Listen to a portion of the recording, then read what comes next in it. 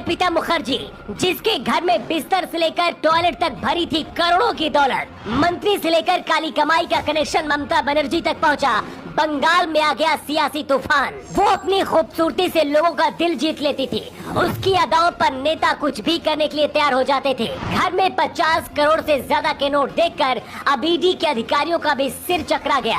हमारे देश में नेता क्या क्या कर सकते हैं, इसका अंदाजा भी नहीं लगाया जा सकता है, लेकिन आज सबूत देख लीजिए। ये पूरा पैसा आपका है, इस देश के हर गरीब और मजदूर का है। भारत के लोगों ने इतना ज्यादा पैसा एक साथ कभी नहीं देखा होगा।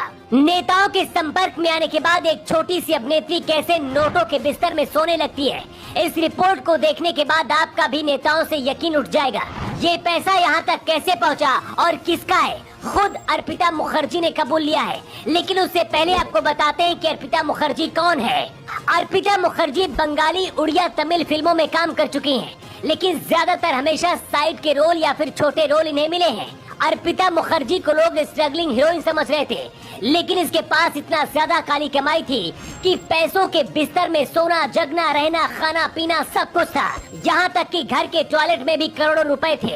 अर्पिता मुखर्जी 2019 और 2020 में ममता बनर्जी के मंत्री पार्थ चटर्जी के संपर्क में आई। पार्थ चटर्जी के दुर्गा पूजा समारोह का चेहरा भी रह चुकी हैं। दोनों कई बार साथ भी नजर आ चुके हैं। अब तक ईडी को छापेमारी में पार्थ चटर्जी के करीबी अर्पिता मुखर्जी के घर से 21 करोड़ और दूसरे घर से 29 करोड़ रुपए कैश मिल चुका है। इसके साथ ही करोड़ों के प्रॉपर्टी के भी सबूत मिले हैं।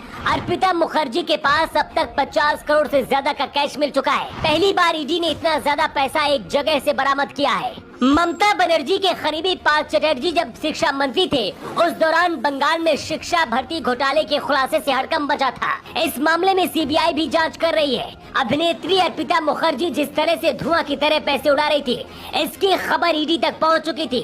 और यहाँ पर जब रेड पड़ी तो अर्पिता के घर से इतना ज्यादा पैसा मिला कि अधिकारियों का भी दिमाग खराब हो गया देखकर। अभी तक जो सबूत मिले उसके मुताबिक ममता बनर्जी के मंत्री पार्थ चटर्जी सी और डी ग्रुप की नौकरियां खुद तय करते थे। वसूली का पैसा ही अर्पिता के घरों में इकट्ठा किया गया था।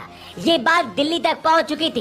इसके बाद ईडी की एंट्री हुई और ममता बनर्जी अपने जाल में फंस गई। अर्पिता मुखर्जी ने पूछताछ में कबूल कर लिया है कि ये पूरा पैसा ममता बनर्जी के मंत्री पार्थ चटर्जी का है, लेकिन पार्थ चटर्जी कुछ भी नहीं बोल रहे हैं। दावा किया जा रहा है कि ये पूरा पैसा ममता बनर्जी तक पहुंचना था, लेकिन उससे पहले अमित शाह ने ईडी को भेज दिया।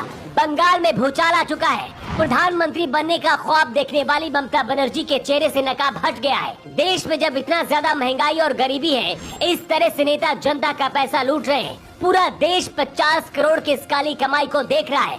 बंगाल में क्या चल रहा है, इसका सबूत पूरा देश देख रहा है। जनता का पैसा लूटने वाले ऐसे लोगों पर कैसी कार्रवाई होनी चाहिए, अपना जवाब आप कमेंट बॉक्स पर जरूर